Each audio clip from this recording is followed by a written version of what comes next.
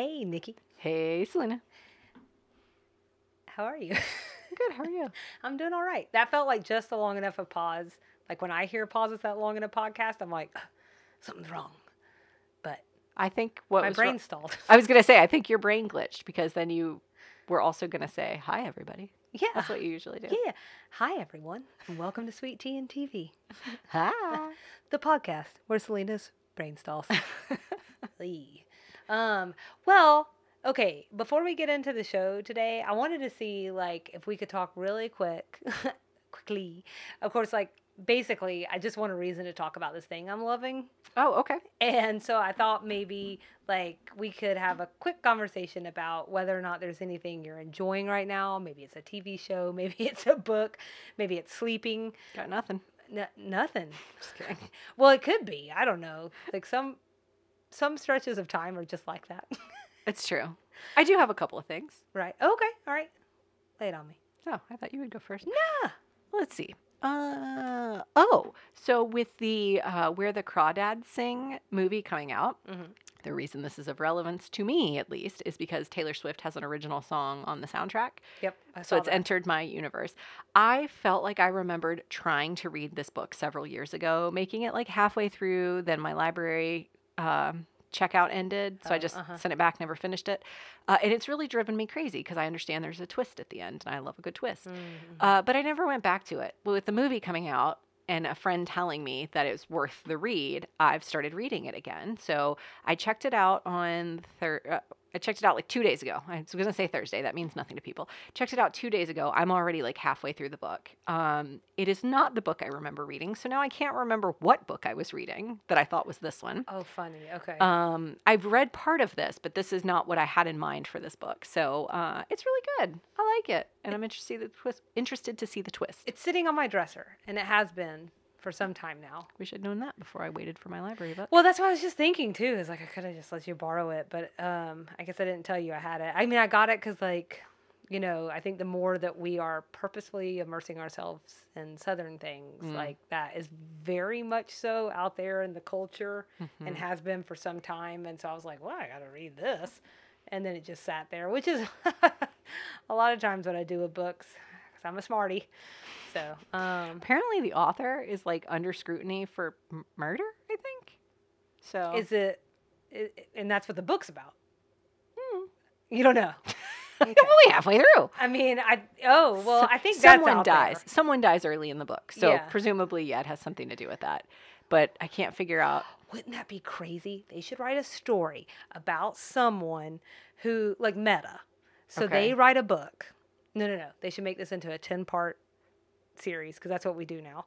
But like a person writes a book and it's about someone who gets murdered and they get falsely accused for it, but it turns out that they accidentally out themselves for a murder they committed. I don't think you have to make that meta and make it fictional. Again, it's happening. A podcast that I listen to is the Dateline podcast, and they like basically run old episodes, and that's something I'm enjoying. So I'll just keep going with my list of things I'm enjoying. The Dateline podcast, and one of the stories they covered was a woman who wrote a blog post, no kidding, titled "How to Murder Your Husband and Get Away with It" or something like that. Oopsie She murdered her husband. Okay. And that came out as evidence in the trial. So it's real. So those are one and thing two I'm enjoying. Yeah. I had something Dateline else. still in ideas for me again. I know. Oh, and the other thing I was going to say is spending too much time between TikTok and Instagram. Today I'm wearing my Kirkland signature t-shirt that you noticed. I got the idea of it from the Costco Deals Instagram handle. They have all kinds of good Costco finds on there. Kirkland's being the Costco brand. That's correct. Sorry. I thought I just assumed everybody knew that. Yes. Yeah. And you are rocking it. It's soft. I felt it. Soft. And it was relatively inexpensive. Yeah. So, which tracks. It's on brand, right? How much is it? It's less than $10, I think. You think that's relatively inexpensive? Because that's a bargain basement deal, isn't it? Bargain basement. I thought you said bug in basement. Oh, that's I don't want that deal. Yeah. I don't want that deal. No. Yeah. Those are my things. Yeah. I mean, Costco clothes are good prices. They are. I don't spend a lot of time in that section of the store because our Costco, like all Costco's, is very full. And that section, there's so many people there for some reason. So I usually don't make it that far in Because they there. make really comfortable clothes. Maybe I should spend more time in there. They have nice like pullovers and jackets and Yeah. stuff that I like to wear in the wintertime to be Yeah. cozy around the house. Not that there's not things that I don't also wear out from there, but anyways, Costco, if you're listening, come on the show. Sponsor. Yeah. Well, so for me, right now, I have a guilty pleasure, and I'm super embarrassed about it, but I'm sorry. No offense to the creators of this show, but it's not really my type of thing. But I've been watching the reality TV show Below Deck Mediterranean. I'm just saying, if you do really know me, you know this is not really my personality. Like, I watch reality TV every, 5 to 6 years, whether I need to or not. And Casey, love him. I couldn't believe that he was watching this show. I was making a lot of fun of him, and I was like, this show is stupid. What are you doing? And I think part of it is because, all I could think about, if you don't know, Below Deck, which I don't even think I'd ever heard of, maybe, it's a Bravo show. But, maybe it was, somewhere in the recesses of my mind. Right. But it's definitely not I don't know, like The Bachelor or something. Right. It's so out there. And so I wasn't really consciously aware of it. But it's about crews who run charter yachts. And it's kind of about the shenanigans between the crew. I think it's like Downton Abbey, but not as on the high seas, sophisticated. Okay. Oh yeah, on the high seas. Downton Abbey meets Love Is Blind. Kind of. And then also there's a lot to do with the way that they handle a lot of these different clientele who come on, who have these super high expectations, because if you can charter a yacht, you have some serious money. So it's a lot of millionaires and billionaires. Because I was asking Casey the other night, and I think it's hundreds of thousands of dollars to charter these boats. But it's just really good. I don't know. I think part of it is because, I used to wait tables, and it's a lot of that lifestyle. Oh, okay. And so it's it kind of takes me back, because let me tell you, the service industry, we're a rough crowd, and they know how to have a good time. So if you're looking for just people just with wild antics, and they're I don't know, they're not as crazy as you would think, because a lot of time you have to be pretty on your game with these guests, with day in and day out. Guests for sure, yeah. Yeah, but in between those times, in between charters, I mean, they get kind of crazy. Do they have good accommodations on the yachts? Yeah. Yeah, I think it's pretty darn nice. I mean, I think that that's part of the show, where sometimes maybe, and who knows how much of this is put into motion off screen for the dramatic purposes, but maybe the inside folks, and now this is the ones that are doing dinner service and breakfast and lunches and all of that. So it's a chef and stewards. They also are the ones who clean the rooms and do all that kind of inside. There's also the deck crew, and that's the people that have the slides in operation and the jet skis, and they call them water toys. I'm just gonna say that sounds so dirty to me that every time they're get all the water toys out, I'm like, whoa, what show is this? But anyways, so it might be something the captain's getting upset because the chef isn't they're not up to par, and so a client will be hey, this isn't what we were expecting. There was one time where there was a chef, and they made some really crappy nachos, and even the captain walked by, and she was like, is this what you're serving the guests? And it was no. It was they had put salsa and corn on chips, forgot the cheese, threw cheese on afterwards, and put it in. So if you're put it in the oven, if you're spending $200,000 on a yacht, and somebody brought you that, you don't want nachos. So I was actually asking if the crew had good accommodations. Oh no, not at all. Okay, perfect. It's terrible. That tracks. It's the smallest size bed's what, a twin? Yeah. You cut about that would be a toddler. 30% off of that or something, kind of. And then so what it is usually there's 2 crew per room. And they're just really small. Right. I mean, I can't even, like, maybe like the size of a walk-in closet or something. I was asking because I have heard that on cruise ships, the crews can get out of control at night, and sometimes they have access. Like the captain's quarters are really nice, and sometimes they'll have like crew parties. And we overheard one time that sounded out of control, so they can get really out of control. And so that sounds fun, but they also stay in like the crappiest rooms and like are fed the nachos you just described. I mean, I don't think people in the service industry work really hard. It's like you're just doting on people's needs. Yeah. I think it's just it's a backbreaking work. I don't care what you're doing. It's all backbreaking. I mean, carrying around those trays and stuff that I used to do, having to, do the cleaning afterwards. It's just like, I don't think it gets enough. I'm not saying it's rocket science, but it's hard. I worked at Quiznos. I understand. I don't think people, hey, you were being an a artist. Sandwich artist is no easy lift. Hey, if you had a bad sandwich artist, you really need someone who knows what they're doing. Teaches you to appreciate the good ones. That is the I'm not saying I was the good one. I bet you made a heck of a sandwich.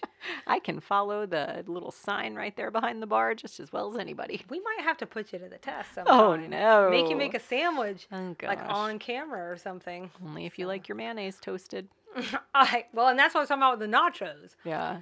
There's already salsa on there, and then you throw cheese on top and come on. But anyways, all to say, like, it's sometimes you kind of get attached to these, like, kids. They're so cute, and, like, I mean, at this point, so old that they seem really young, even though they're not that young.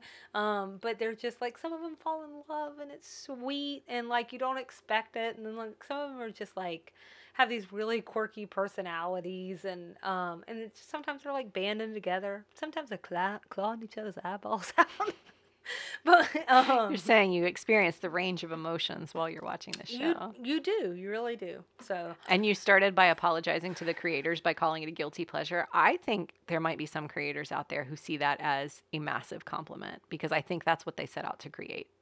Yeah. Is something Isn't that all reality TV? Yeah, I think so. Except for like maybe MasterChef kind of shows, but even those, it's like it just doesn't take a lot of brain power. And I gotta tell you, as someone who sometimes has to use a lot of brain power 5 days a week, 2 days, I'm not trying to use a lot of brain power. And I love this scenario I've set up where I don't watch TV on the weekdays. I'm just reading. That's when you save your serious TV watching, like Designing Women. That's when I'm reading Chaucer. You're definitely not reading Where the Crawdads Sing, apparently. I'm not. It's just gathering dust. But I hear it's wonderful. So with that, we're ready for Season 3, Episode 11? Yes. The Naked Truth. I needed confirmation. I have my numbers right. The Naked Truth. Oh, yes. Hulu says the sugar baker ladies find it difficult to keep their cool when their latest assignment finds them at a nudist colony. I'm just going to add here, we don't do both descriptions anymore. But I do want to add in that there's like a smidge of the story missing, which is the two nieces coming to visit. Completely missing. Half the story. Yeah. So they're also coming. Air date February 13th, 1989. Ooh, a nice nude Valentine's Day story. That's how I like my Valentine's Day. Yeah. We're going to call this one a game room full of hoo-has and wahoos. Nice. That's hilarious. Trivia, the parts of Jennifer and Camilla Sugarbaker were played by Mary Dixie Carter and Jenna Carter, Dixie Carter's real-life daughters. That's so fun. That's fun. It is fun. That's just fun. This episode was written by LBT and directed by Iris Dugow. Salina tells me that 7 years after this, Iris would direct Jean Smart in the short-lived sitcom High Society. It's also worth noting, is it? I don't know. Salina and I are debating whether this is worth noting, but I'm going to note it, that this is the first female director we've seen since Season 1, Episode 16, Reese's Friend, and only the third female director in the history of the show. Incidentally, the pilot was directed by a female. I think what we're trying to say is it's not really easy to be a director in any facet of Hollywood. Oh, maybe me. Maybe just me. If you're a lady? Yeah. Oh, okay. A female? Okay. Yeah. Yeah. If you have a vagina? So we need any other descriptor? It's easier to be a director when you have a penis. Grab your bingo card. She had to say it. She just needed to. For the bingo players who are out there somewhere. Someone's playing. So you want to start with a general reaction? I do, and it's interesting that you mentioned the fact that the nieces visiting was just gone from the description. Completely missing. So my first reaction is that, I took the nudist part to be the A plot, so the main plot. Sure. And then I took Julia and Suzanne's nieces visiting as the B plot. Interesting. What I would say is that these both almost feel like B plots shoved into one episode. Shoved might not be a nice word. I'm not 100% sure that I needed more of either, but I'm almost 100% sure I didn't need them in the same episode. I think each should have been attached to a stronger A plot. I'm glad you brought that up because that was my first general reaction was that I thought the plot line around the girls was really cute. For what you just said when I mentioned that they were Dixie Carter's real life daughters, it's just cute. It's just cute. Mm-hmm. And I thought it must have been fun for Dixie to work with the girls. Of course, the plot line that's paired with them is really adorable. But my number one question for you was going to be if you had a reaction to these two plot lines being together, because I figured you did. And I think the way you articulated it is way better than I ever would have, but agreed. Well, thank you for the compliment. Yeah, I don't know. It bothered me a little bit. I mean, not so much that I didn't enjoy it. Can we flesh out this idea of the two nieces being on there and what that storyline was like? So for them to be like these carbon copies of Julia and Suzanne was like, it's so fun. Finding out that they're Dixie's daughters. I mean, that made me like the episode like 15% more because I'd already watched it, and then this was trivia that I found out afterwards, and I was like, oh, okay. And I'm curious, did you find that on your own, or did me putting in the trivia? I had seen it. We gave the whole season a cursory watch at the beginning of the season to kind of see what we were up against, and I had seen their names in the credits. Okay, and kind of put two and two together. Oh, smart. Credit watching. So I really liked the lack of awareness that Suzanne, I guess it should have been in my likes, but the lack of awareness that Suzanne and Julia had about their most, let's call them identifiable traits. Right. But like what didn't work for me in this was the constant bickering, because some of it was just kind of mean. Oh. And I thought it made all four of them a little bit more unlikable than they actually would be if they had like some kind of sweetness to it. And I think that's what was missing for me. Okay. I guess this isn't a general reaction. It probably fits better in Strays, but we run the show. What do I care? I feel like we need to have a hot takes discussion on some of the hot takes they mentioned at the top of the episode. Oh, okay. So Mary Jo talks about that spot between Christmas and spring, the dead zone, if you will, of the year. And how she gets kind of in the doldrums. And I agree with that. I think that's pretty universally understood that that's sort of a depressing time of year. I feel like I know you well enough to know that's true for you too, but I thought I would ask the question if you had a different reaction to that. Well, one is that this is in my stray observations. Oh, good. Perfect. And two is that I feel like you and I, off mic, have this conversation every year. Yeah. Every year it gets like February and we're like, oh, this sucks so bad. Sad. Or January 3rd. The first day back at work. Yeah.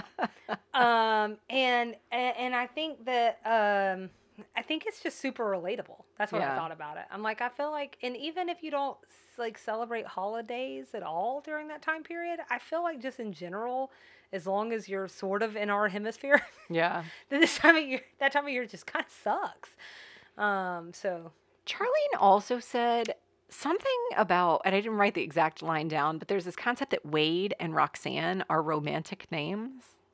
Oh, I don't know. I remember that. She was talking about like maybe a show or a book, a magazine or something. I don't remember, but she said like Wade and Roxanne are such romantic names. And I was like, is that a thing we're saying now? That is so romantic. Wouldn't put those two together as romantic. Yeah, I don't, dang, I sure wish I had rewatched the episode this morning. And then what was your reaction to Suzanne's plan to get to the airport quickly, which is driving on the shoulder and telling the policeman Julia's hemorrhaging? It's on brand. Okay, I'm gonna let this. Don't say much in reaction. Okay. Just in case this friend ever listens, and I'm not gonna say name or parent's name. Okay. But her advice to us was, in case we were ever speeding, carry some ketchup packets in the car. And then rip them open and toss them in our lap. And I have to tell you, like 14, 15-year-old Salina was like, oh my God, that's a genius. I'm like, done and done. Meanwhile, the truth is, they don't care. Yeah, no, I don't think so. They're like, oh, how terrible for you. And also, here's your ticket. Here's your ticket. Yeah. Yeah. I thought it was a pretty genius plan. So I think we're on the same page. Yeah, I don't like it when people drive on the shoulder. Like, I guess, like, what... Oh! You think that's hilarious? That's because I thought it was the road. Salina, you're on the shoulder. Did you know that? This isn't a lane! It's not a lane, my friend. It's not a lane. That's why we're going, da-do, da-do, da-do. I'm like, where are my tax dollars going? What's with these potholes? I mean, like, okay. You know, when there'll be like a really bad accident on the interstate. Oh, yeah. And then people just back up in the shoulder. Like, what makes you think that? I so hope you get pulled over. That makes me so mad. I agree. Now, when an idiot like myself doesn't understand where they are on the road, that's a different story. That's a simple misunderstanding. Nikki, this is why I'm always asking you to drive. Because I know that I'm a danger to society. And it is best. She is self-aware. It is best that I stay off the road. She is self-aware. I appreciate that. Was that the only ones, or did you have That's more? it. Okay. I wanted to make sure that we touched on all of them. Unfortunately, now I think I've moved straight into my strays. Well, I have one more general reaction, but I'm almost waiting for you to tell me that maybe you have this in references. I didn't actually have a third general reaction, so I just sucked something else up here, like just a wild animal. And that, you know, you don't have to have three, Salina. I know I don't, but I thought this was kind of interesting. Did you look into the daughters? No, not really. Oh, perfect. Okay. So I looked into them, and so you have Mary Dixie Carter. That's Suzanne's mini-me. Okay. Which I would never have known was Julia's daughter. I didn't think she looked like her at all. But Trying to remember her face now. I'm like, she's the blonde one. Which might be that thing where I'm like, a blonde to a brunette? No. Impossible. But anyways, so she graduated from Harvard in real life with an honors degree in English Lit and an MFA in creative writing from the New School. And she was a publishing director at The Observer for 5 years. And actually her debut novel was published last year. Good for her. She has like her own website. Like, it's a really nice, polished website. I couldn't find as much on, I want to say by that spelling, Ginna, Jenna Carter. I think that's how I pronounced it. I hope that's right. So that's our mini Julia in the episode. But it looks like she also graduated from Harvard and then studied acting at London's Royal Academy of Dramatic Art and graduated from USC's Master of Professional Writing program. Oh, wow. So I just thought I'd give those ladies a shout out for a lot of education. Well, Jenna was also a singer-songwriter of alternative pop music. She completed a demo in 1996. Oh. They were both adorable. Yeah. They were just darn delights. Yeah. Mary Jo, man. Fashion notes. Sorry. Going to start with fashion notes. Fashion. Turn to the left. She's had such a glow up lately. So what I was just showing Salina is this neon green dress and her hair, or a neon green shirt tucked into a skirt. Her hair looks totally different this episode. Just I would say more sleek. I don't know how to say that, but just more intentional. Coiffed. Yeah, it looks good. The cut's good. Because we were so hard on her the first season and maybe the second. We were not hard on her. Salina was hard on her. These people who dress it's them true. for the stylists show were hard on her. They did not do her any favors. And then suddenly, I don't know if they got a new costume designer or if Salina's making the money symbol. I think that's what that is. I'm not used to seeing that. The butt grabbing symbol. But somebody somewhere has really hooked her up. It's tailored to her and not like these gigantic. Right. You just can't put big clothes on that petite of a person and it really look correct. Or it has to be done in a very certain way. So. Yeah. So I wanted to call that out because she looked adorable. Okay. Well, while we're on the Mary Jo train, yep, we get the first mention, I think, of Mary Jo's pet, Brownie. Oh, yeah. Sounds like a dog from the context clues, but what kind of dog do you think that she would have, if you had to guess? Ooh, this is tough. Either a Dachshund. We know it's brown. So I was going to say Dachshund. Mm-hmm, mm-hmm. Or like a lab. Okay, I was going to guess a chocolate lab or maybe a Cocker Spaniel. Oh, yeah. So curly hair. We both went the direction of it's either a big dog or a small dog. Well, right. I also thought that, and also you had to seek something that's also brown. Right. Since I'm assuming they're not just naming it Brownie because it's white, but, or gray. Maybe she has brown eyes. Maybe. But maybe she poops a lot. I didn't want to say that absolutely, hands down today, Mary Jo would have a rescue. Oh, definitely. Yeah. Maybe even then. Yeah, for sure. So. Unless it was purchased with Ted. And Ted is likely to go to... Only the most $3,000 dog available, please. This is right. In which case, maybe it would have been a golden doodle, because those can be a little bit brown. I think She didn't say her name was Chocolate Brownie. Yeah. She just said Brownie. That's true. It could have been a blondie, which I really enjoy a blondie. And now I'm hungry. What other strays did you have? I thought the script introduction to the nieces was really awkward. They've established they're waiting on their nieces, so then Charlene says Clayton called. He wanted to see if your nieces arrived. It was just, in the last episode, we talked about contrived and awkward. And if we're already going to just pretend Clayton is this person that they have this relationship with now, even though we never hear about him, I just don't think we need to make this big. Like they say, our nieces are coming to visit. This is the first time we've ever met Clayton's kids. And then Charlene says the nieces are coming. It just felt awkward. Also, love it. It starts to sound a little scary. The nieces are coming. The nieces are coming. Mm-hmm. When you brought up Mary Jo, I thought you were bringing her up to say she said breasts in describing the nudist colony, which I believe is on our bingo card. Oh, definitely is on our bingo card. I just didn't remember anything about breasts.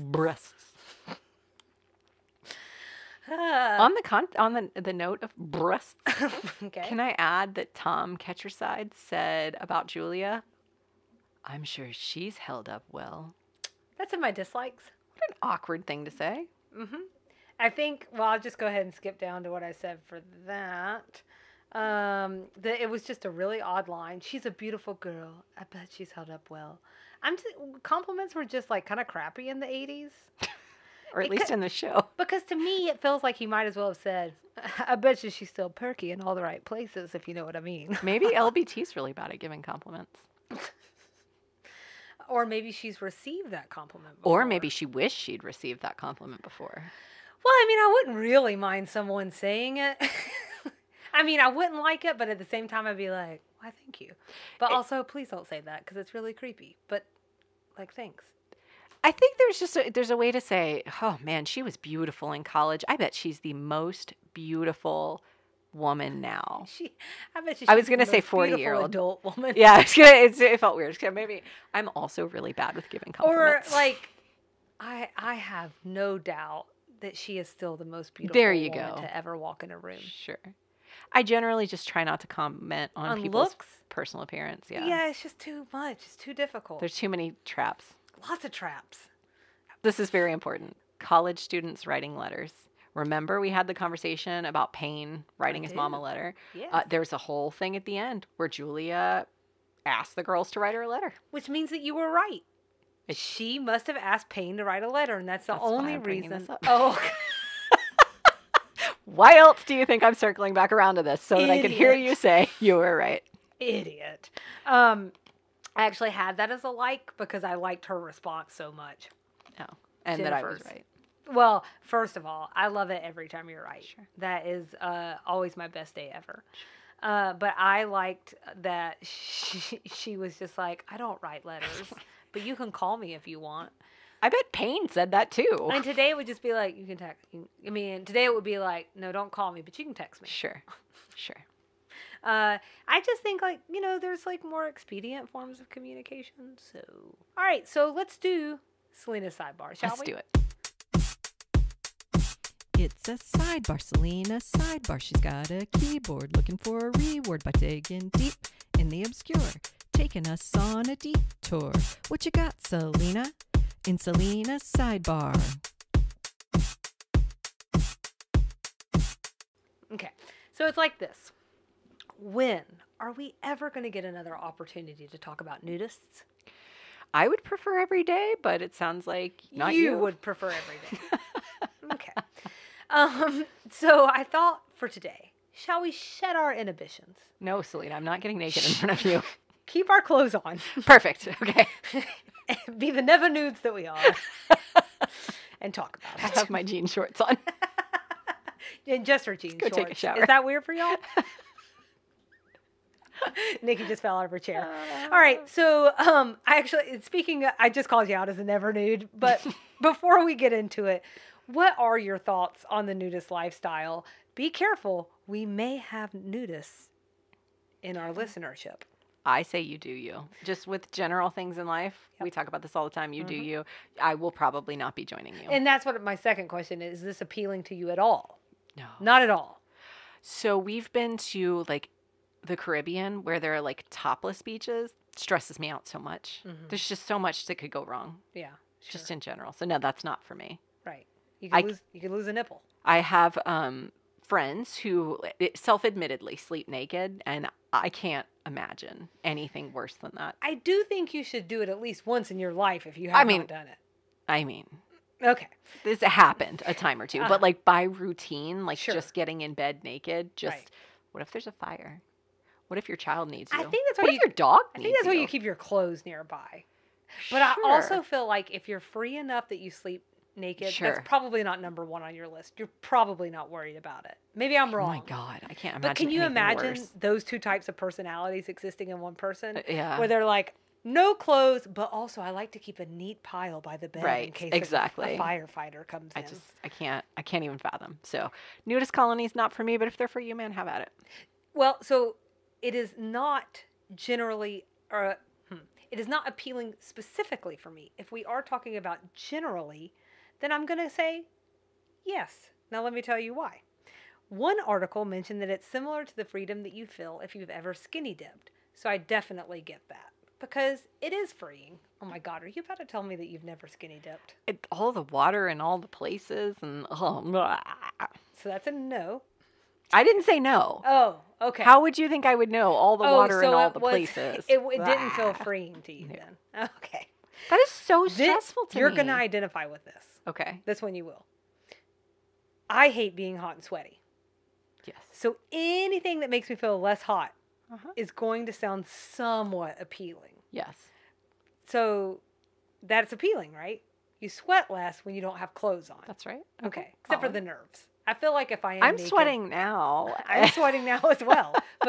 And to think you're just sitting there with your top off and still sweating. Not topless. Okay. So all of that aside, I have a technical note before we jump in. Okay. Do you want to talk about something? No, I'm so stressed out about the direction this is going now that you've asked me all my personal nudist questions and preferences. But just on air. All right. God and country. At least just it's recorded. Not filmed. Just recorded. Sitting here naked. You got this camera on. No, you just don't know how to have guests over. Okay. So we non-nudists, we call them colonies, but nudists call them communities. Sure. So I think that's an important distinction, and that's something I'll try and do from here on out. Okay? I like that. All right. Any guesses where the largest nudist community is in the world? In the world. California. No. You want to take a second guess? Las Vegas. Nope. In the world. I know. I figured you said world for a reason. Oh, to throw you? Asia? Australia. Yeah. Europe. Antarctica. South America. The naturist village of... Oh, the naturist village. Cap d'Agde in France has 100... Oh, I should have guessed France. Yeah, I was very surprised. I thought you were going to get that one straight away. I asked Casey just as like a pass. I was like, what do you think it is? He was like, France? Whatever, man. Why don't you do this podcast with Casey then? He's not as good. Did that redeem me some? Okay. And I think it's capped to Agda. It's like the D''AGDE. AG. Sure. Okay. Come on now. You're supposed to be our French expert. I'm struggling now because I was just so wrong at everything. Okay. So the Naturist Village, they have 180 businesses, a marina, and a 2-kilometer stretch of beach, nude. The population grows to about 40,000 in the summer months, and nudity is seen as a symbol of equality.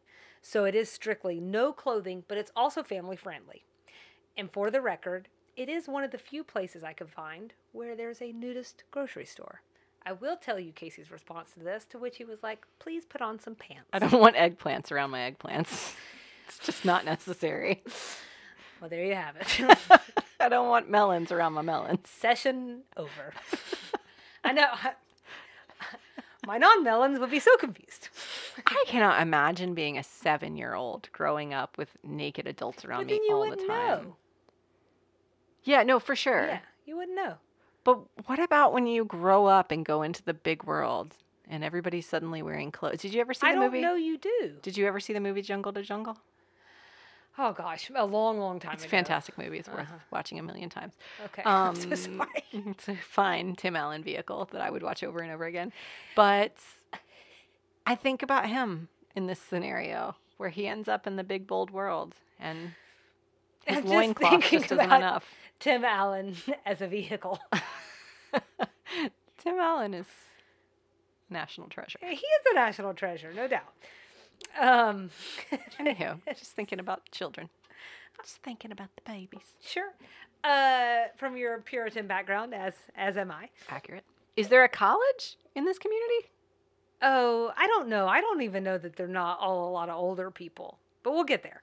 Okay. So that's it on them. But Thrillist answers some common ponderings about these communities. So perhaps this will. I never read about a college, so I'm going to go with no. Much like they point out in the episode, a nudist community is like any other community, sans clothing. It can be as simple as a bunch of mobile homes banded together where they've decided this is our lifestyle, or it can be communities that are walled in and gated and quite expensive. Do you know, in all your research, and maybe you'll get to this, do they have to have a special permit? I don't know about that. Because, like, I'm just imagining you come up to a mobile, like 5 there mobile needs to be together. Like some. Yeah. Yeah, I don't know. That's a great question. Okay, carry on. Higher end options include, and now this, I think the one I read about, I don't remember the name, but I think it is in California. But higher end options include the nudist resorts with your typical resort amenities, your restaurants, your pools, your activities. The resorts are a way for people to try the lifestyle on, if you will. There's a lot of really good nude puns. I know. I was just sitting here trying to think of a, like, good ones. Ping pong. Something. I don't know. I couldn't think of it. Yeah, that's the thing where they lose me for sure. Yeah. I don't have the sense of humor. My sense of humor is I definitely not have mature. The sense of humor I was going to say, it's not mature enough to exist in a nudist community because all I would ever do is talk about the balls. I see what you're saying. So there is a misconception that all nudists are swingers. This is obviously not true. Not true, right? Okay. Of course. Though, much like clothed communities, some people are. Right. So there is also this assumption that communities, members of these communities skew older. That one is true. Because while there is a wide variety of ages that you can find in these communities, members are frequently of retirement age for obvious reasons. They're done. They're just done. I do think that might have something to do with it, but it's more like the idea, if you do want to live a nudist lifestyle, it's really hard to go into Microsoft. Right. Right. Because they're not probably as okay with it. I want to go back to the one before this. That it's almost like a presumption that being a nudist is tied to sexual preferences. Yes. And again, like taking the human body is the only thing it's good for is sex. Right. And it feels like those two issues have to be disentangled. Right. Because they're not necessarily one and the same. And that does feel like more of like a puritanical, I grew up in that kind of system, kind of train of thought. Right. Because you put in nudity with sex and you put in sex with bad and then, and all these things that aren't true. Right. Or they're a skewed version of the truth. The other one that I found that I thought was interesting is most nudist resorts are leery of singles. Some won't allow them at all or will charge money for entry, especially for single men. Oh. This gives me flashes of Eurotrip at the nude I'm beach. so glad you brought that up because that is the only visual that keeps going through my head as we're talking about it. Beautiful. It's so bad. So bouncy. And chasey. And JC. Yeah, because there's like 100 men and one girl. Yeah. And so, and I think, I read that it's a lot about keeping, and this is pretty heterocentric, but about keeping the genders equal, like in terms of the amount. But also for that very reason, like what you see in Eurotrip, I don't think you want it to be that outsized. Well, and that's an interesting flip of the conversation we were just having about nudity and sexuality being tied one to one. Because by that argument, it's almost as if the communities themselves are tying them together that way. I just think that's like probably an uncomfortable experience, no matter who you are, for it to be that majority to minority. But I definitely, yes, I think you're right that it does take that argument and shake it up a little bit. Like any good Southerner, we must discuss the proper etiquette Sure. for nudist communities and results. Because if we ever decide to go, I will just I be want to so know. embarrassed. Oh my gosh.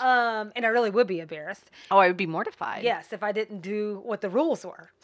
I had a washcloth over my front. Don't That cover might- yourself up, Nikki. That's right. Save that. According to a Mental Floss article, so there are some places that will host clothing optional events. Others are truly clothes free, and so you need to follow suit, as it were. For the yes. Could you imagine being the single clothed person in a group of naked people? Somehow that feels just as like they experienced in this episode. That Yeah. feels somewhat awkward too. I like to imagine that you're at least showing up with some other clothed people. I would hope so. Clothed people. But for the clothing option gatherings, there is a type of dress code. So, Okay. and this kind of goes to what you were talking about before. No bras, no underwear. So it's no provocative lingerie, dresses, or tight jeans, or the ones that were specifically named. These are not welcome sights. And this is because it's more about being naked at these places. It's less about trying to be sexy. Sure. And I right. think that's the distinction, right? Mhm. That your skin is like people truly feeling comfortable in it. It's not about trying to have sex appeal. It's just about being you. a state of being. Yes. Your skin is your clothes. Now this is interesting. You can accessorize. Hats, jewelry, and shoes are acceptable. Here's where they actually Imagining lose a little me. tap. I know. Suddenly I'm picturing someone naked except for Crocs and a pinky ring, and I'm going to tell you right now that's a deal breaker for me. You just described my ideal nudist colony outfit. So Just everyone in Crocs and not another stitch of clothing. A couple other rules. Some places don't allow cameras. Fair. thank God. Another rule I'm totally into. Bring a towel wherever you go Oh yeah. for sitting. That's the thing I think about. I really can't handle naked people sitting on a couch. And you won't have to because they'll be on a towel. Thank God. And then most clubs don't allow PDA outside of hand holding or a quick hug. Okay. And my takeaway is that nudist communities have some high points. It helps with the quality. No pit stains. Mhm. Good etiquette. Mhm. And you're saving a heck of a lot of money in clothes. Yeah, that's true. Of course, I'd lose all that money in sunscreen, Mhm. but it's something to think about. Mm. And that's this week's Salina Sidebar. What'd you like about this episode, Nikki? I think the first one we've talked, I have two. I think the first thing we've talked about a lot, which was this chance for Julia and Suzanne to look in the mirror via their nieces. I thought it was a fun twist. I didn't take away the sniping and the ugliness. Like that it didn't register with me that that's all they were doing. I see that perspective now. As I was watching the episode, it all made me laugh. So I really liked that. I loved Dixie Carter's real daughters being in the episode. They were perfect for their roles. My second one was that we had a series of really funny one-liners or interactions between the women. So, of course, Suzanne's, if it don't look good, don't stick it on your front porch. And then that spot where they came back from the nudist community, and Mary Jo said, "Did you see that one man?" And Charlene was like, "Yes, I did." And their body language was really funny. And then outside of the nudist community, there was a part where the counterpart to Suzanne, whose name I'm forgetting, says that Jennifer says she had a pinched nerve in her back, and Suzanne says, "I usually have a pinched nerve myself. I just forgot to mention it before you did." Oh, that was so great. That was so funny. So those were the things I liked. Okay. I think we like shades of the same things. So it's Suzanne getting a taste of her own medicine, and Julia. The pinched nerve one is a great example, but also she's getting ran all over the place. Suzanne does that all the time. She also does it a lot to Anthony. Yeah, which frustrates me. Hashtag justice for Anthony. Justice for Anthony. And so it's nice to see her have to experience that. Julia getting a run for her money with her opinions, convictions, and on-the-spot lectures was very nice. I also like the exchange between Tom and Anthony. And Tom says, "I'm sure we're just like the people who live in your own neighborhood. Isn't that right, Anthony?" Anthony says, "Well, I wouldn't know. There are not that many naked white people running around my neighborhood." And I just thought that was like so tongue-in-cheek and just, love you. Anyways, Suzanne's take on nudist colonies. Communities, man. It's hard. You gotta learn the lessons. Learn the learns. Well, that's ridiculous. I mean, what's the point of getting married if you can see somebody naked without paying for it? Amen. She's so practical, that one. She is. And I love the juvenile kind of jokes around between the girls as well. There was one where she said, "Wow, did you see that guy? He sure was tall." I've always enjoyed that kind of humor. Yeah. It's like dirty adjacent. Right. Without like having to go fully into it, which I'm okay with too, but it's like childish dirty. Like what a 13-year-old thinks of as the worst of the worst. But it's kind of, there's something that's very smart about like not just going straight for the penis joke like I will and just like backing it up a little bit and making you think. And I think that's really good. Yeah. What about things you didn't like? I don't have anything really serious here. I think you touched on at the top of the episode this idea of pairing these two plot lines together. We talked about how you did that really articulately, so I wasn't going to redo it. I think I agree with that, and I think I didn't know that I agreed with that until you articulated it that way. So I'd put that in the didn't like category. But the one thing I had was that like Clayton light reference. Like they have a brother, they don't have a brother. He's in their lives, he's not in their lives. I'm just kind of over that. So I'm always gonna hate that one. Yeah, that's understandable.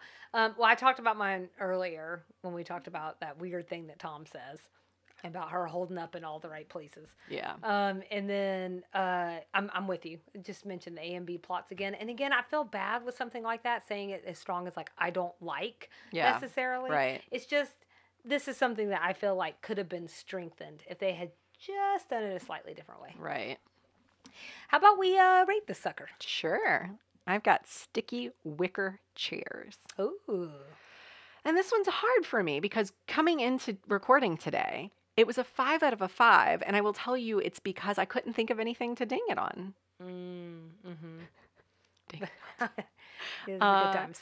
And it feels bad to give it anything less than a 5 if you don't have a criticism. Yeah, fair enough. So I'm still going to give it a 5 out of 5 because I don't want to claim your idea as my own. But you did make me rethink things. I liked both plot lines. I thought they were very clever. Together, they didn't need to coexist. But I would say, generally speaking, that notwithstanding, this concept, this script writing, this interaction between characters, I think it's designing women at its finest. It's very similar to Mr. Bailey for me. I love the like crazy, far-fetched plot lines when they come together in a really cohesive, nice way. And I did feel like in this episode, and you've mentioned this a few times, this idea of there being no resolution, no A to B. You just sort of circle around and don't come to any sort of nothing. This, I felt like there was a little something, which was the sisters kind of getting a chance to see themselves and then realize they're still better together, even though they annoy each other. Mm-hmm. But then they become a little more self-aware of their own things. Right. What did you call them? Most noticeable traits? Oh, yeah, I think so. Something like that. Anyway. Identifiable traits. Identifiable traits.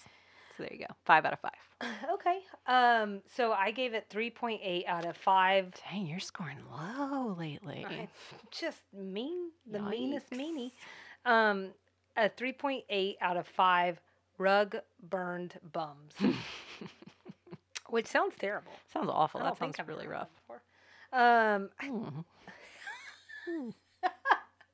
Okay. I'm like, I wish that was that exciting, but it would have been something stupid, like I fell down carpeted stairs. Okay, feel like I want to clear that one up. I had some issues with it, but overall, I thought it was fun. It was quick. I don't know, but like it going by at such a good pace. Mm-hmm. I think those usually are better ones for me. I don't know whose idea it was, but I love that they found a way to include Dixie's daughters. I just think that was a good idea. And I do think it's good comedy to put our leads in uncomfortable situations. For sure. So the more I think about it, the more I think where I actually could have spent more time was there watching Mary Jo, Charlene, and Anthony not have any idea how to act in that situation. Yeah. That would have been worth more time. This feels terrible wording for this episode, but who won the episode or who buttered our biscuits? I'm giving it to Julia in this episode, which is interesting because I'm realizing in this moment, I think I gave it to Julia last episode too. So maybe the Julia ship is turning for me. Wonderful. But it's simply because of the last 5 minutes. They were talking to her about the people at the nudist community, and she actually laughed and then shared her thoughts on what she saw at the community, and I died because it would have been more in character for Julia to act above it all, and like she is so worldly that this didn't throw her for a loop. And the fact that she was like, yeah, no, I'm just as bad as you guys are, it killed me, and I loved it. She was actually, dare I say, enjoyable. Oh, very nice, very nice. So I'm going to go with Jennifer. This is Mini Suzanne.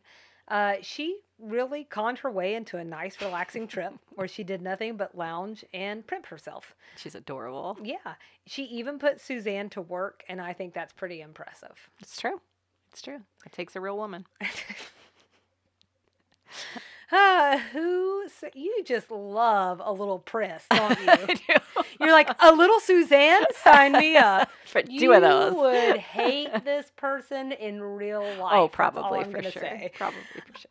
Who lost the episode and who served us lumpy gravy? I feel like Tom Ketcherside and his friends lost the episode because they were the butts of so many jokes. And they didn't even know it. Oh, you lovable idiot. Oh, so many good puns. I'm telling you, I don't write this stuff. It writes itself. It just totally writes itself. Okay, I like that take. Mine was Suzanne. She had to wait hand and foot on Jennifer, whose even more lavish routine made Suzanne late for dinner. Oh. She had to take a cold bath. Gosh darn it. Bath taker. And cold bath taker. And she's got a bunch of long distance calls charged to her. Mm. And I imagine that's terrible. Yeah, by Jennifer, the really adorable one. And she had her guest towels ruined because she wrote on it with some lip liner or something. Weird. Yeah, that's real weird. Not good decision making. Not really. But she was so tired from that hot bath. Yeah, she was. It takes it out of you. What was she even doing anymore? 80s things? Just have one. Dan Quayle. Okay. Vice President from 1989 to 1993 under George H.W. Bush. Potato, if you will. I don't know. Oh. He misspelled potato. Oh, okay. The potato didn't make any sense. That also didn't make it into my notes. I just took a long hot bath and I don't know what I'm saying anymore. The vapors. That was my only 80s thing. Okay. So I'm like, go ahead and just lean back. All right. I don't think many people would ask for their game rooms to be recarpeted today. So I just feel like maybe in their situation, Like, since they probably don't have shoes on and no clothes. Maybe they like the carpet for their feet. But that design choice felt kind of 80s to me. I feel like that also harbors germs and bacteria, like athlete's foot, which is my biggest concern with a nudist colony. Maybe they unless they're wearing Crocs. Maybe they do all need to be in Crocs. Shower shoes. Jennifer gets spot checked, quote unquote, at the airport. Oh, I didn't think about that. Then in the 80s... You don't think that would happen today? Well, in the 80s, that meant they searched your luggage. But we all have to get screened today. And so I think a spot check now means that they search your anal cavity. So that's just a little difference for you. And if you're a nudist, that's much easier. That is much easier until they wrestle you to the ground because you're naked at the airport. At some point in the episode, Julia recounts Camilla's strong opinions about the preppy lifestyle. I put it here because the preppy clothing style, or even lifestyle, probably belongs to this decade more than any other time. It's really the apex for a really specific kind of excess and materialism.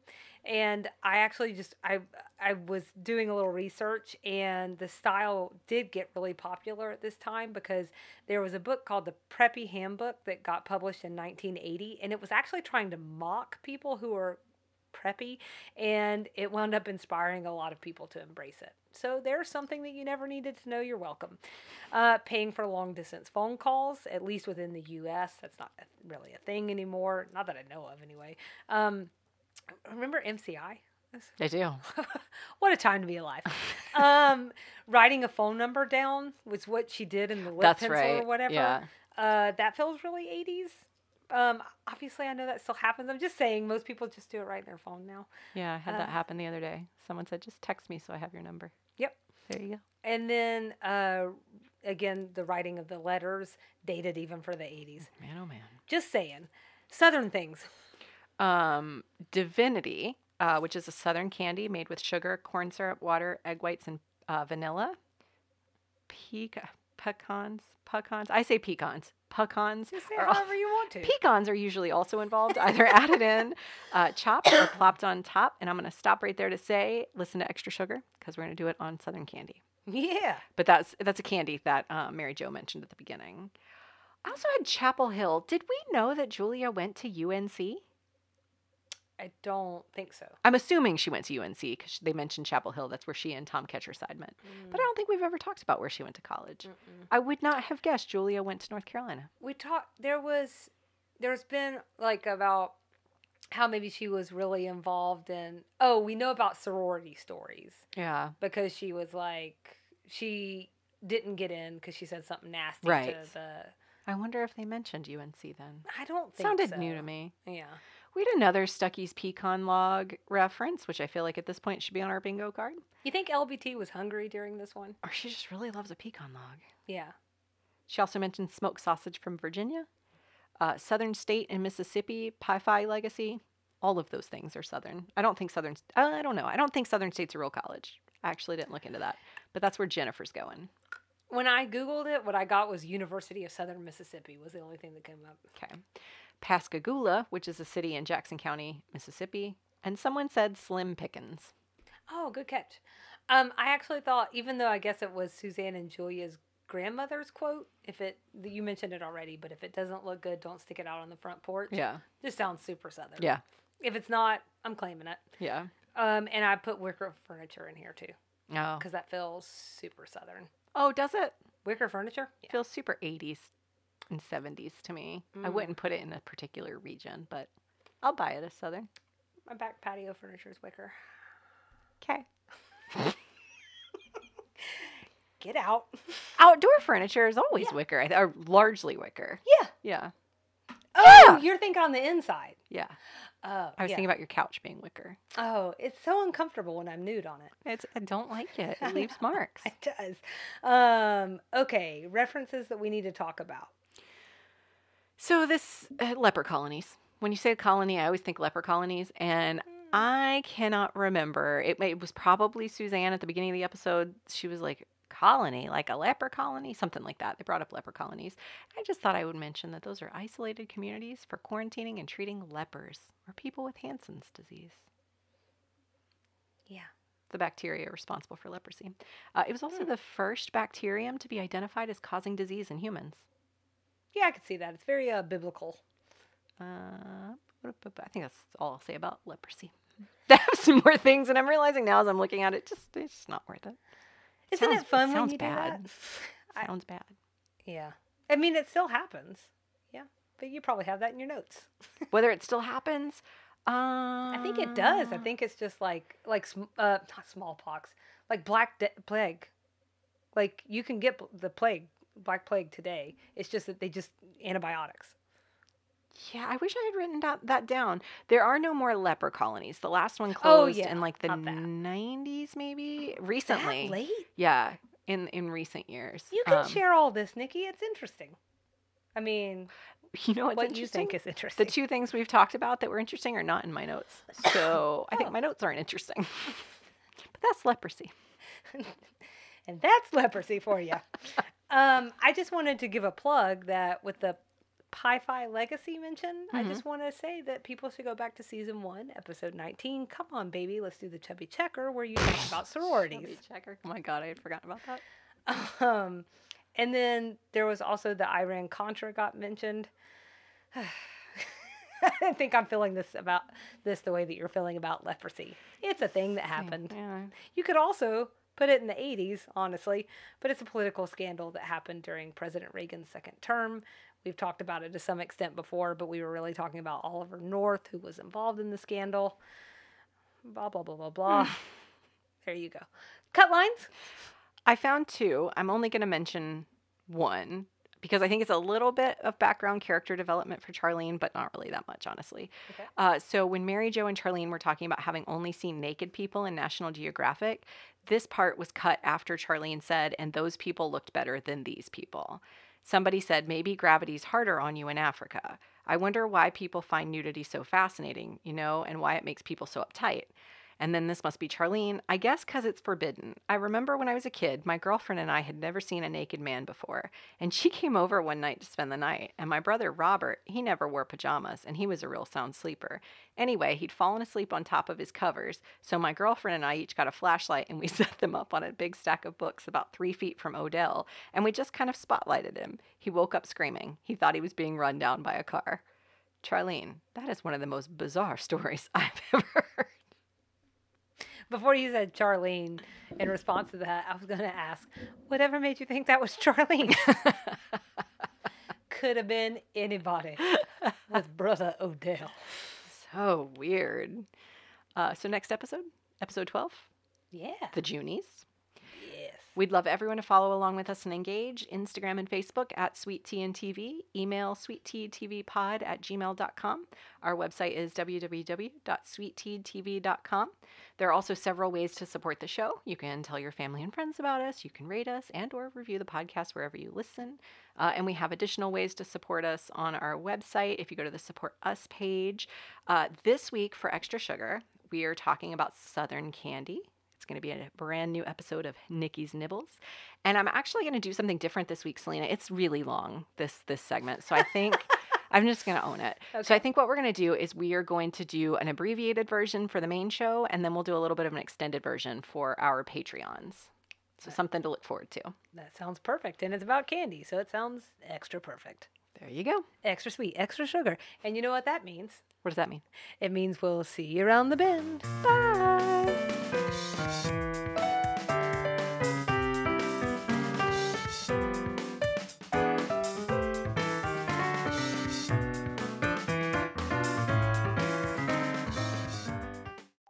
Welcome to this week's edition of Extra Sugar.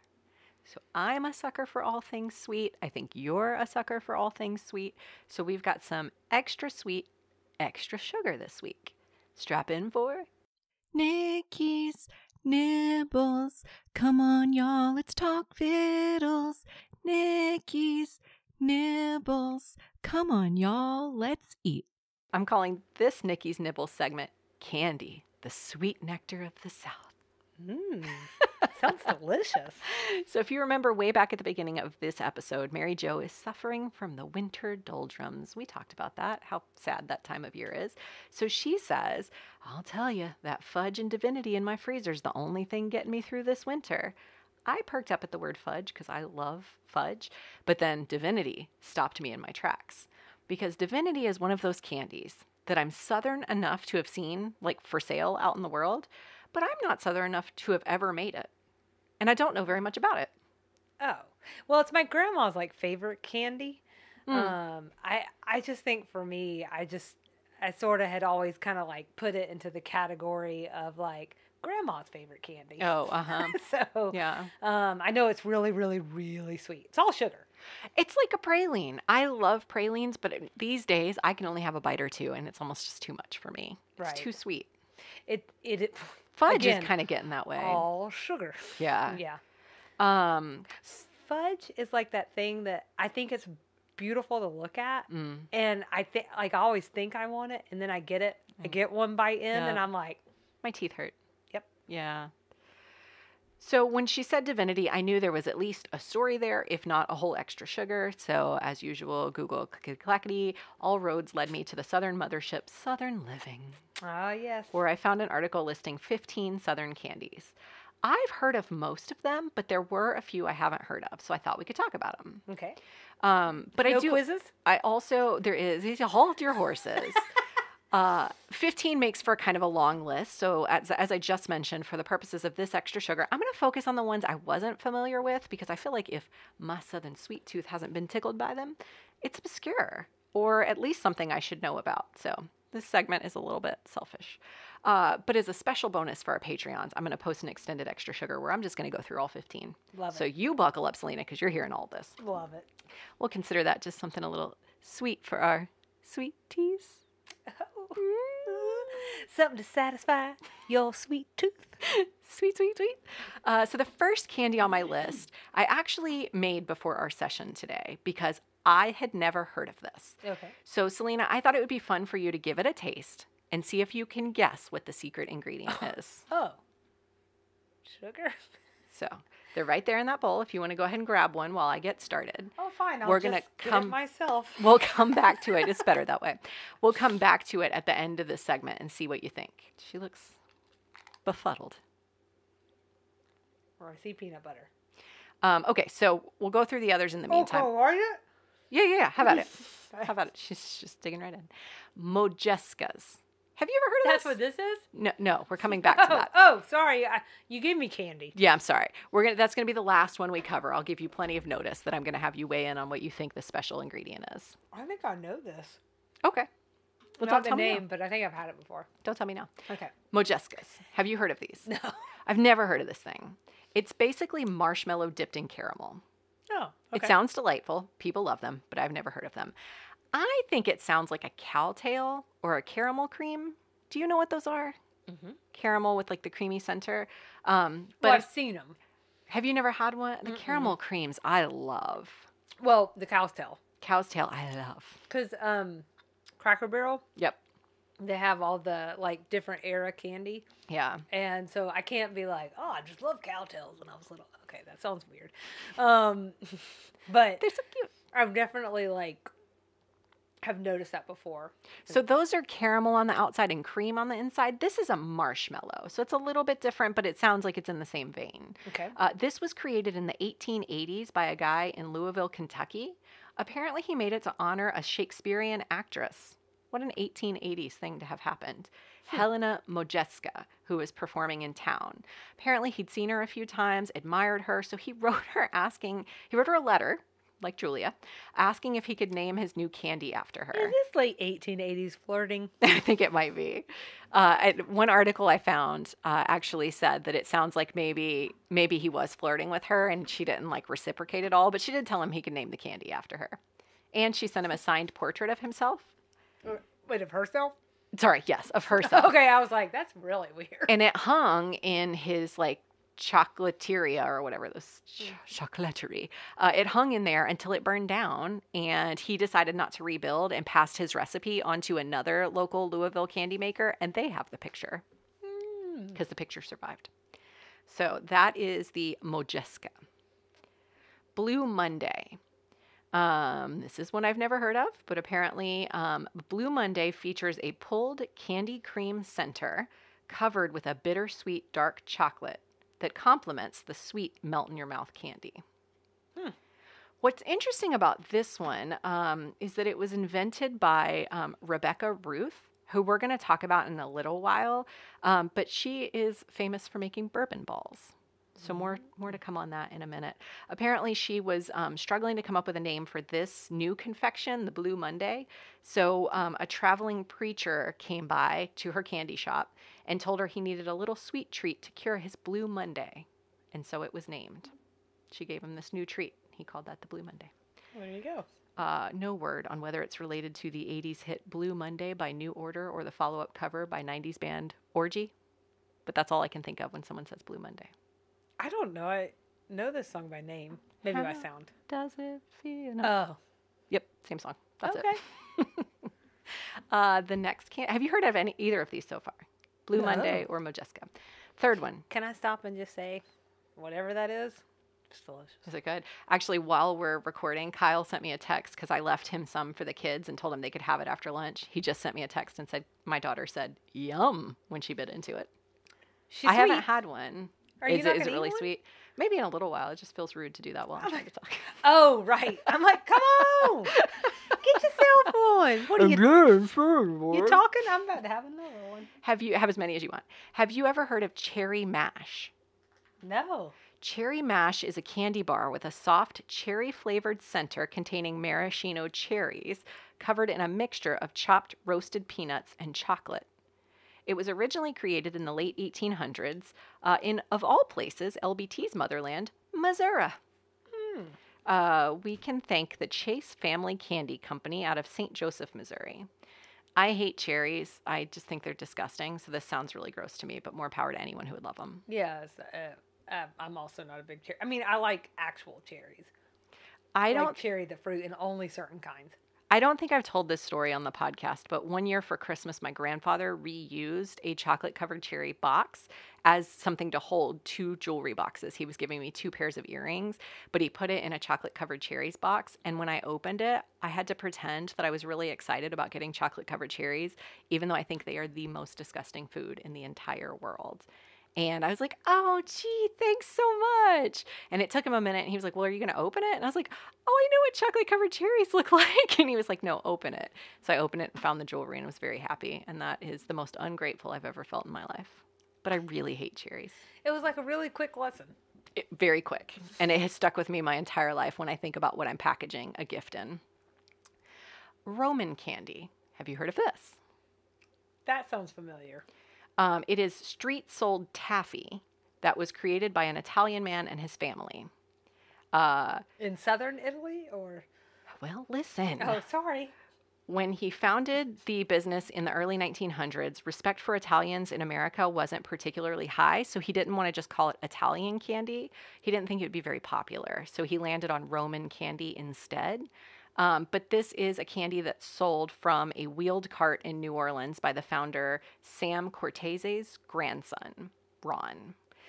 So as the story goes, Sam's family was Italian.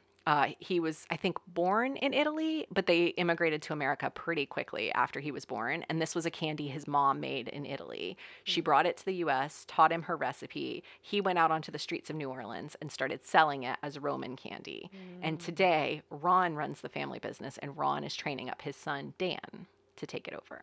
Oh. So it's apparently a really big New Orleans tradition. It's been going on, I don't remember if I said, since the early 1900s. The candy sells for $1 per stick and is available in chocolate, vanilla, or strawberry. So I have no answer to whether it was Southern Italy. Sorry about that. Sorry. The next one, Red Bird Peppermint Puffs. I don't know what this is either. Man, Terrible me Southern. neither. But I think when you see the picture, you might have had these before. The Piedmont Candy Company has been making peppermint puff candies in their Lexington, North Carolina factory since the late 1800s.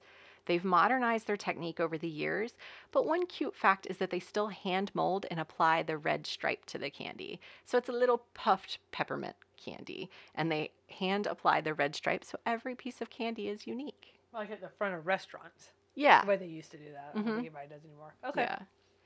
Okay, so this is all bringing us to the one you just tried, Salina. Okay.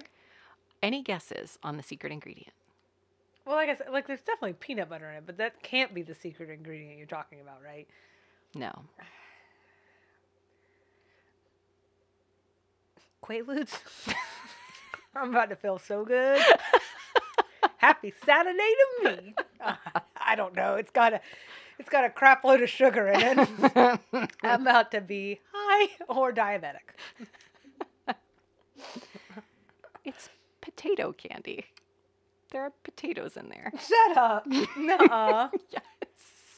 Yeah, I don't think I was tasting no potatoes. Walk me through that. So this is 100%, and then never have I even heard of this candy. I thought you were about to be like, this is 100% potato. No, it's definitely not. It's like 99.7% powdered sugar. Like, yeah, I'm like the way that carrots are in carrot cake. Okay. Pretty much. Okay. Pretty much. Yeah, so it's made with mashed potatoes along with powdered sugar and peanut butter. It was super easy to make. Oh, good. I can't wait for you to try some. But yeah, I had to make mashed potatoes first. And it was so funny. The recipe I found was like multiple times. It was like, please do not season your potatoes. Your Thanksgiving potatoes will not work for this recipe. Please do not put salt in these. Please do not put pepper in these. And I was laughing the first time I read it. And then when I went to make the potatoes, my instinct, because I don't make tons of mashed potatoes, but I make them every now and then. And my instinct is salt the water. And then when you go to mash them, tons of butter and lots of pepper. Sure. And I had to like muscle memory my way out of it. Like, no butter. But is there a savory version that we're missing out on? Oh. Well, it couldn't be with, it'd have to be all different ingredients. I think so. Yeah.